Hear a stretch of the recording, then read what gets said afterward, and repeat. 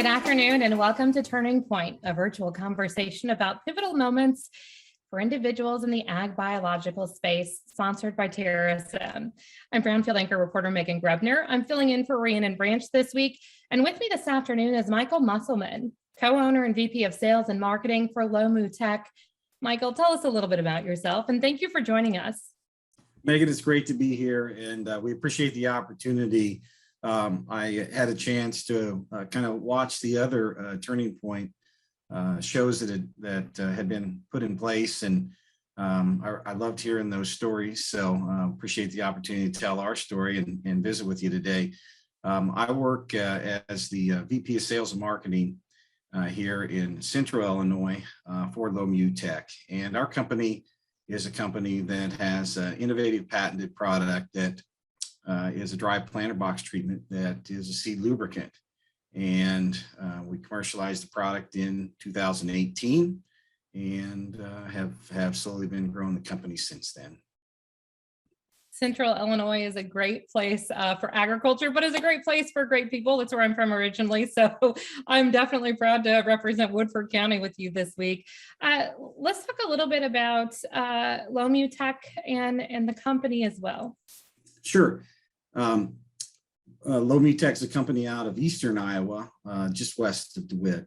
And we have our home offices there at Grand Mound, putting in a facility now with a research area lab offices and also a warehouse to help us as we grow.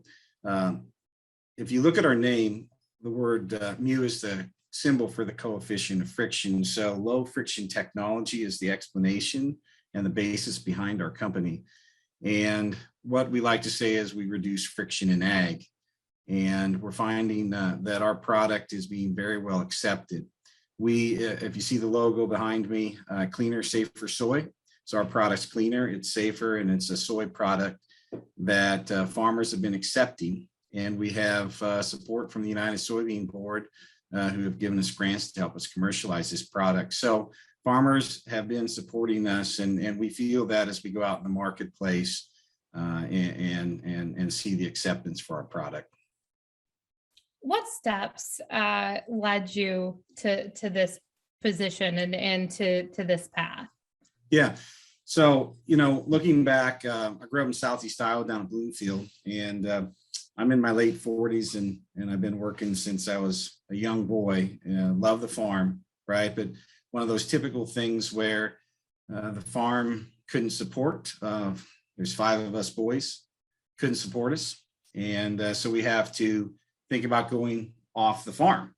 And so going to an ag science degree out of Northeast Missouri State, which is now Truman, graduated out of there, spent a lot of time in the seed business and then in the precision ag business and different companies and equipment. And also got a start in the biological space with one of the companies I've worked with in the past. And that place of going from the farm on a beef farm, a dairy farm, a hay farm, these kinds of things gives you a good basis for understanding a diversity of people and how things work out there on the farm. And I think that's something that's been important to me as I go forward here, that I have a belief and a passion, for the future of agriculture. And, it's interesting. My daughter is 9th grade now. So she decided to get into FFA, and we live on a little farm here, just south of Eureka. And I was going through the FFA creed with her about the belief in the future of farming. And I think for us farm folks, it never leaves us. It definitely signifies a lifestyle, a love, a passion. When you look back at that, was there a turning point for you, and maybe a significant point that sticks out to lead down this path and head down this path? Yeah, I think that when I went to college, I didn't say that here's what I know I want to be the rest of my life. I think when I got out of college, I had an opportunity to get into the seed business. And it was something that I had never considered before. That gave me a great opportunity to get out there and start working with farmers. And I found that I like the marketing aspect and calling on farmers, helping them and educating them. My father, for 30 some years, was the county extension agent for Davis County as the educator. And probably I take some of that same, how do you want to say, penchant for helping teach others. And that's kind of the approach that I take. And I think for me, a major turning point was when I got out of the seed business. I was recruited to work at Precision Planting. And precision planting at the time in the mid 2000s was growing very rapidly and expanding across the country and beyond. And I got into an opportunity to be on the product development type of team and to help lead sales. And all of that was very important and critical in my career, I think, to help launch me into some of the new things that I've been doing. Sometimes I think with technology and new things, it takes a leap of faith and a whole lot of passion and drive. When you made that transition, how was that? Was there excitement, apprehension, concern, all of them mixed together? Yeah, I think it was. Yeah, I think it was all in the case. And what I saw was an opportunity with the company where there was new products being launched. And that I've been involved in many launches of new products, Roundup Ready soy, BT corn, these kinds of things. And then I got into the equipment side of the business and was able to help with making and launching new products. So kind of that innovation and anticipation was something that got my attention. And in the equipment business, the innovation at times maybe happened a little faster than in the seed side of the business. So that was something I think that caught my attention. And I kind of like shiny objects and working on new projects. So it fit because it was a very rapid pace type of a situation. So what made that transition to biologicals happen, and why biologicals? Yeah, so moving on in my career, I went to work for a company that we worked in the biological space in foliars, and I got a real great education regarding how the soil is a living system. And when I realized that the soil is a living system and that the plants also had biology working in them and on them, rather than that the soil is just this inert ingredient, and you put a plant in it and somehow it extracts materials and grows, that became very exciting. And then you begin to see the interaction of how that soil biology works with the plant biology. And then you can even take that into the animal biology as we look forward. So for me, I think that's an absolute strong turning point to kind of move me in a direction of understanding how these things work in a systems approach. When we look at the future of agriculture, we talk about turning points, that spot for us. But when we look at the industry in general, are biologicals a turning point for agriculture? And what makes them that way, if that's the case? Yes. So I would say absolutely yes. And we've moved through a transition time in terms of how technologies help us from an equipment standpoint, from say a trait standpoint in the seed, and obviously feeding animals, these kinds of things, and understanding that what we work in is a biological system and that there are mechanical aspects of it and the biological aspects of it. And how do we mesh that together from a technological standpoint? I would concur and agree with many people. We have a knowledge of the past, which is somewhat limited as we go forward, but where we're on just on the front side of really beginning to understand what this biological revolution is for us in agriculture. And so that's the excitement that comes from it. I think there's some older farmers and people in the industry who maybe wish they were a little younger so that they could stay and participate for 20, 30 years, because we truly have just only begun learning where to start. We're not near at the end. And we're going to talk a little bit more about those who might be on the fence post. But as you take out your long lens and you look ahead, how does this turning point or this transition into biologicals set up agriculture for the future and the successes moving ahead? So when we look at what's currently happening in the space, there's some products out there and classes of products that are known, and we know how they're being used. And what I see that's very important is that we're beginning to see more uses. We're beginning to dig down deeper for understanding modes of action.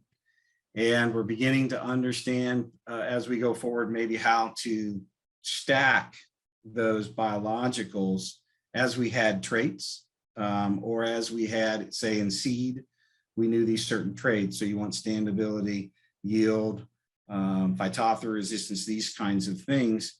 And we're beginning to see now that these biological microbials help work in the plant and in essence, stimulate and confer and help the plant to do its processes, and also mitigate disease, as well as, bring forth and deliver nutrients to the plant. And, as we go forward with the environmental types of concerns that are out there, with the maybe impending limiting use in some cases, or modulating the use of our NP and K, these microbials will be an absolute key for us to move forward with continuing that incremental gains that we need.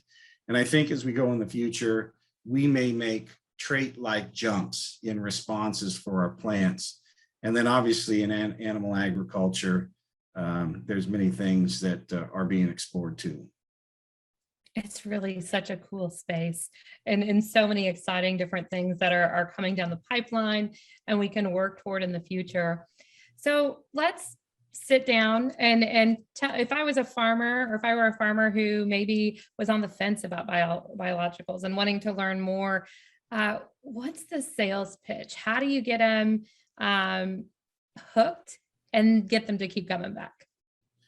So the interesting thing that I found very recently, say maybe 6 to 12 months from now, when we're out speaking with farmers, they're beginning to ask, or say a dealer that we work with, they're actually beginning to ask, what's next? How can we participate? What do you see that's coming? What are you going to bring to us?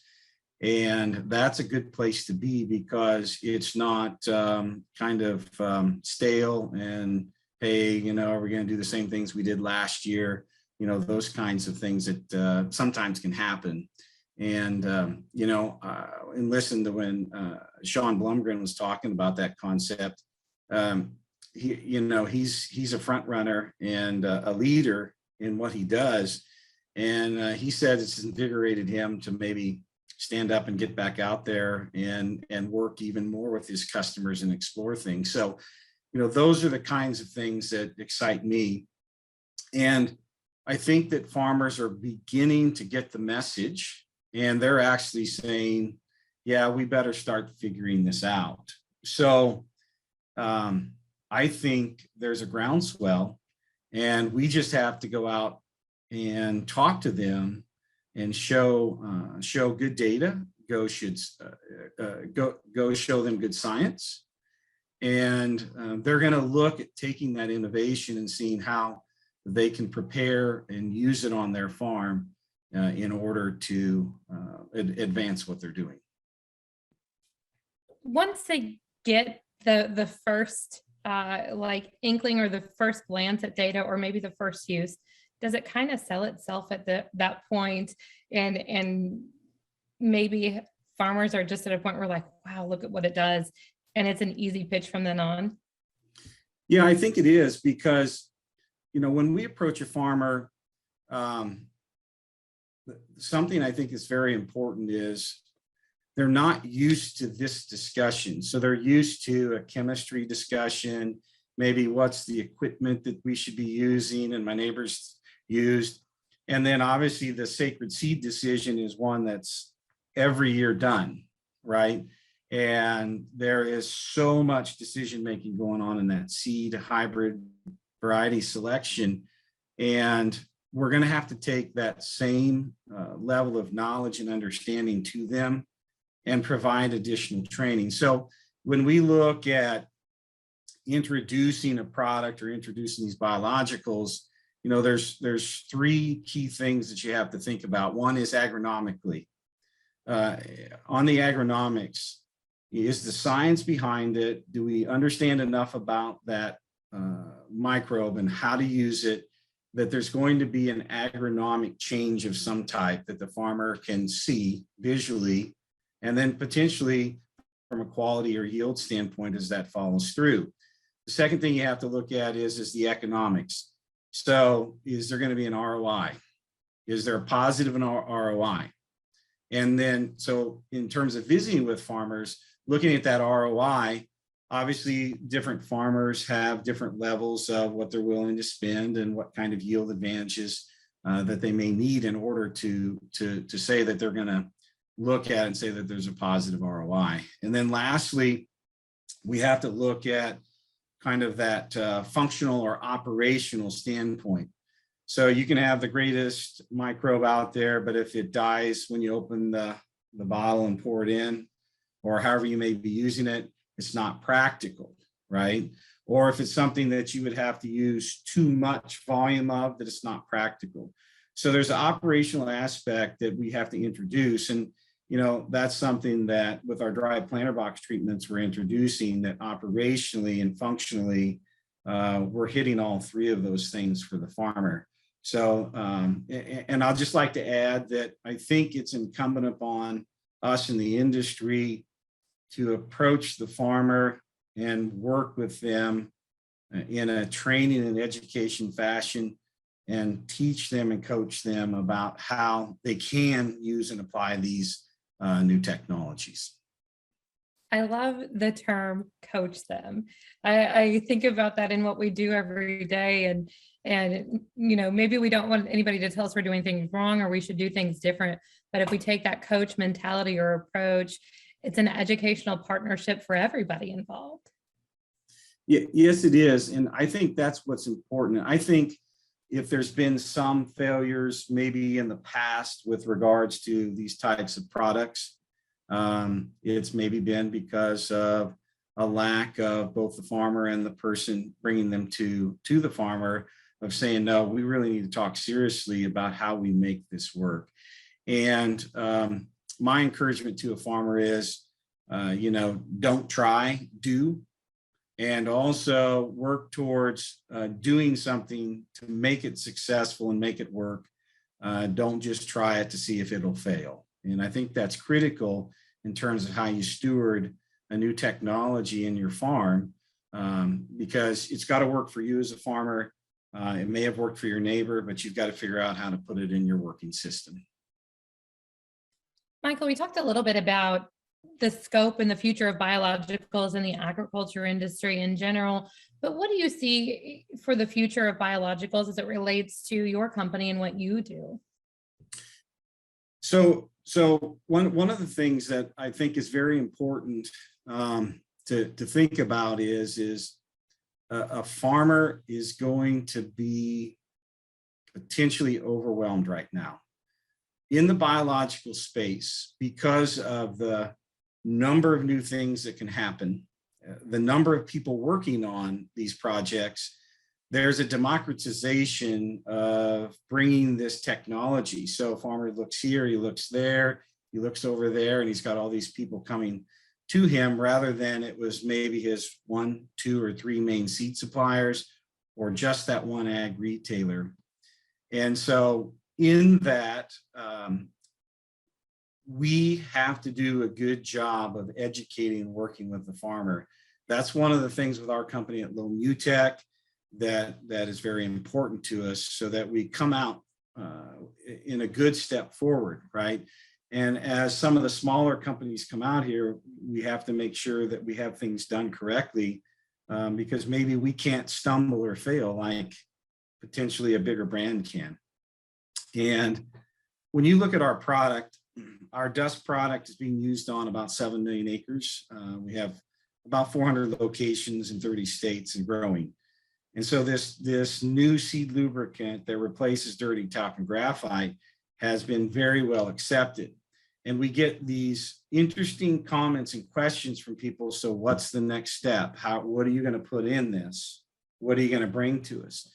And that's one of the things that's really exciting is because of the diversity of companies we're working with. And, this is where our partnership with New Leaf Terrasim and the Terrasim Plus Dust product, it's really our first commercial launch into putting a dry planter box treatment together. So for us, our company is going to focus very strongly on the biological interactions, working with companies like New Leaf in order to get these technologies in the market. And for us, because we have a dry delivery system, that's what's exciting to us. We can take the farmers and the dealers and the people that we're working with and now bring the next level to them let's just say the pink methylotropes that's in the Terrasim Plus dust. And we can deliver that with a high concentration of microbes in an easy to use format that they can do themselves, and that's proven by the research that's gone into it. So that's extremely exciting. And because we can get to so many farmers so quickly and bring this in for them to test.